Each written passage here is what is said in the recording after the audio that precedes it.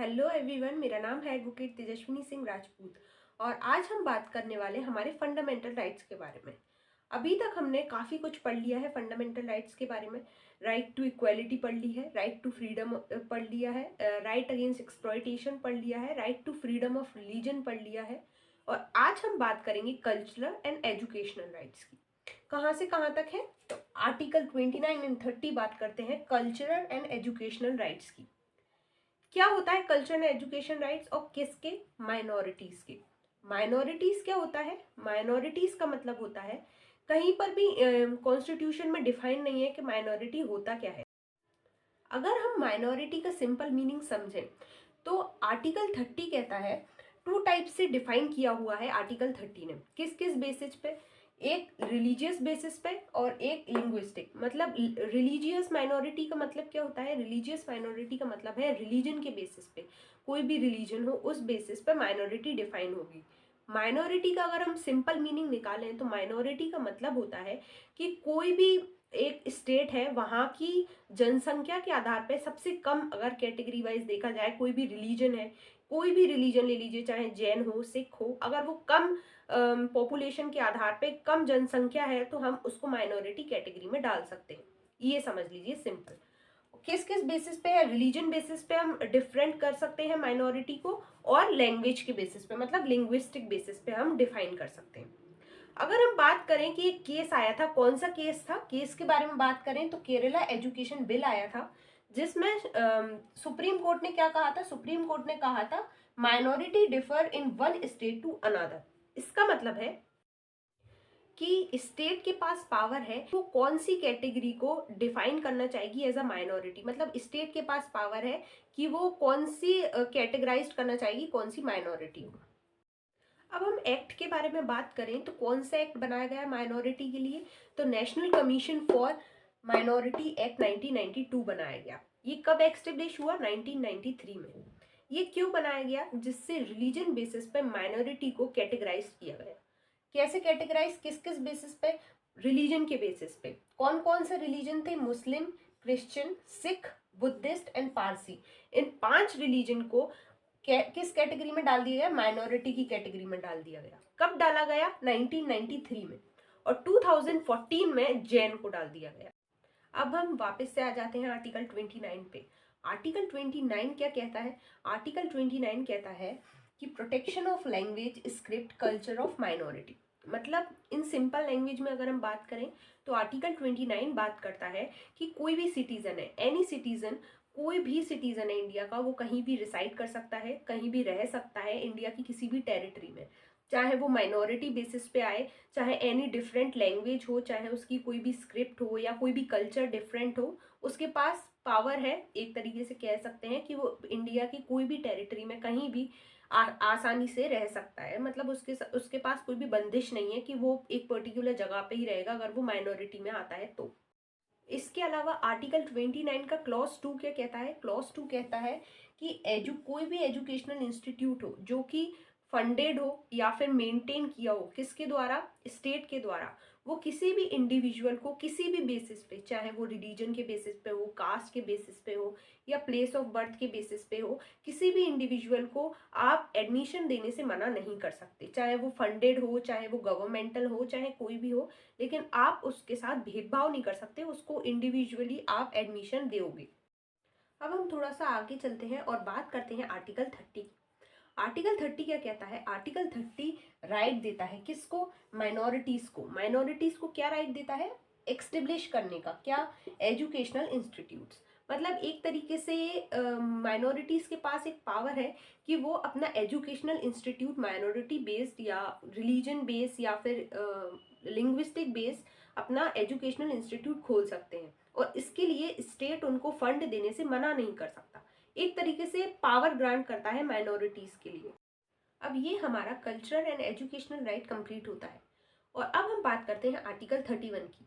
मैंने अपनी जब फर्स्ट वीडियो स्टार्ट की थी फंडामेंटल राइट्स की, तब भी मैंने आप लोगों को बताया था कि राइट टू प्रॉपर्टी जो कि आर्टिकल 31 है उसको हटा दिया गया। मतलब फंडामेंटल राइट्स की लिस्ट में से हटा दिया गया और उसको एक फंडामेंटल राइट से हटाकर एक लीगल राइट बना दिया। लीगल राइट के बाद वो आर्टिकल कौन से में पहुंच गया? आर्टिकल 300A में। कैसे पहुंचा?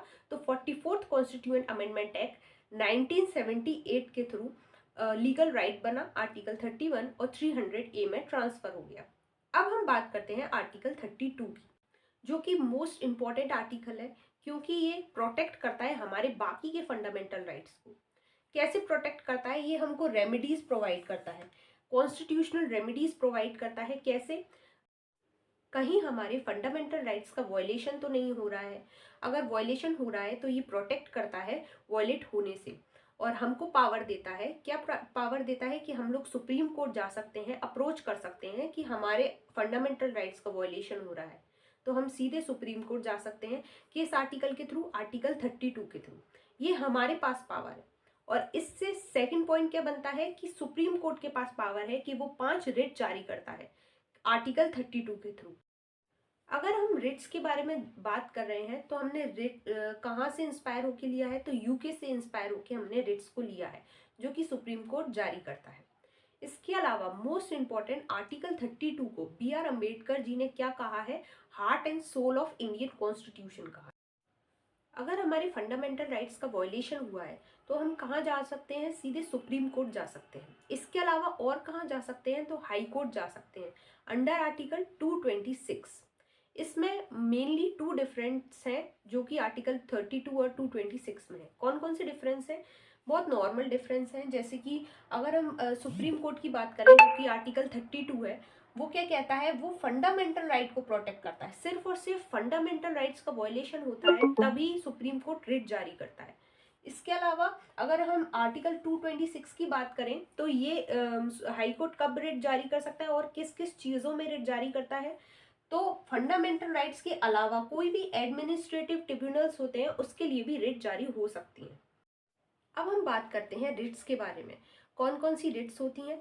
5 टाइप्स की सुप्रीम कोर्ट रिट्स जारी करता है। कौन कौन सी रिट्स है? Habeas corpus, mandamus, certiorari, prohibition and quo warranto. ये थोड़ा सा अजीब लग रहा होगा सुनने में, क्योंकि ये लैटिन वर्ड्स हैं।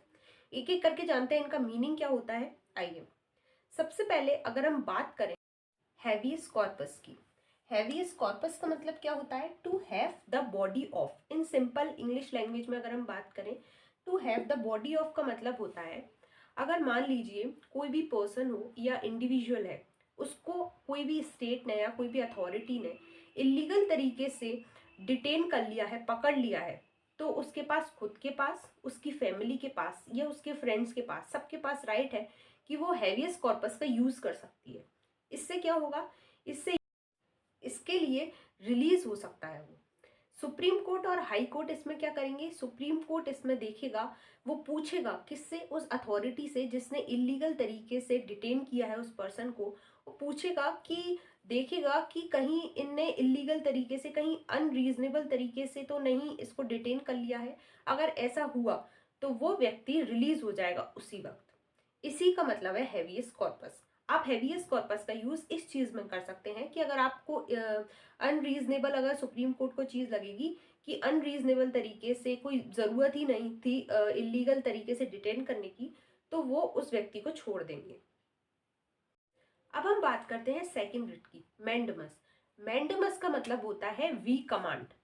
कमांड का मतलब होता है हम किसी को भी कमांड कर सकते हैं, कह सकते हैं, चाहे वो कॉन्स्टिट्यूशनल हो, नॉन कॉन्स्टिट्यूशनल हो, स्टैचुरी हो, नॉन स्टैचुरी हो, कोई भी ट्रिब्यूनल हो, उसको हम बोल सकते हैं, क्या बोल सकते हैं? कि वो अपनी ड्यूटी को परफॉर्म करे। कोई भी पब्लिक ऑफिशियल से हमारा राइट है, हम मैंडेमस यूज करके बोल सकते हैं कि ये आप हमारी अपनी पब्लिक ड्यूटी को कीजिए।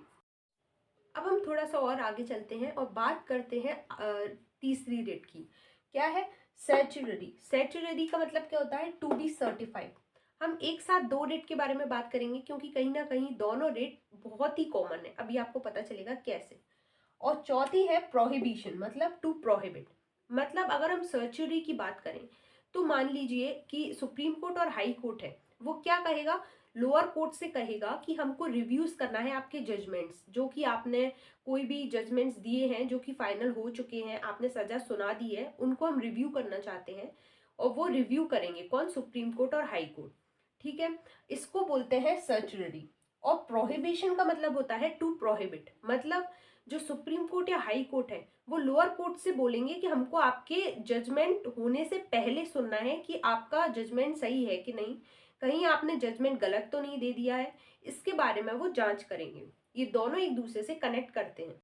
अगर हम सिंपल टर्म्स में बोलें तो सिंपल टर्म्स में बोलेंगे कि सर्चुरी में जजमेंट होने के बाद रिव्यू करते हैं सुप्रीम कोर्ट और हाई कोर्ट, और प्रोहिबिशन में प्रोहिबिट टू फॉरवर्ड में क्या करते हैं सुप्रीम कोर्ट और हाई कोर्ट, जजमेंट होने से पहले ही देख लेते हैं कि जजमेंट सही है कि नहीं है। Simple is that.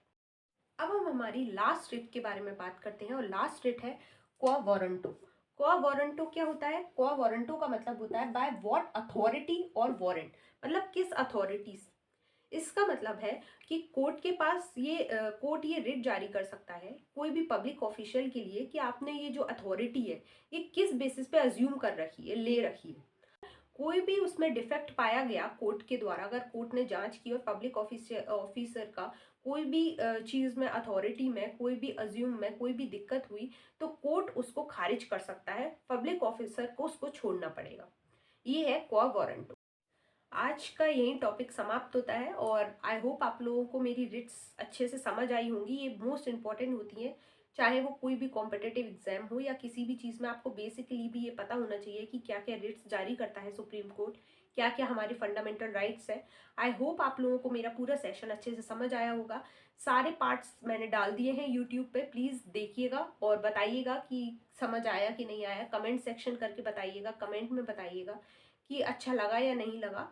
इसके अलावा आप लोग कोई भी क्वेरी हो फंडामेंटल राइट्स से रिलेटेड, वो भी आप अपने शेयर कर सकते हैं। Thank you so much. और अब हमारा अगला टॉपिक रहेगा directive principle of state policy. हम उसके आर्टिकल्स पढ़ेंगे एक एक करके और आई होप आप लोगों को अच्छा लगा होगा ये वीडियो। और thank you so much guys, keep supporting me and subscribe जरूर कीजिएगा जिससे आने वाली अपडेट्स आप लोगों को पता चलता रहे।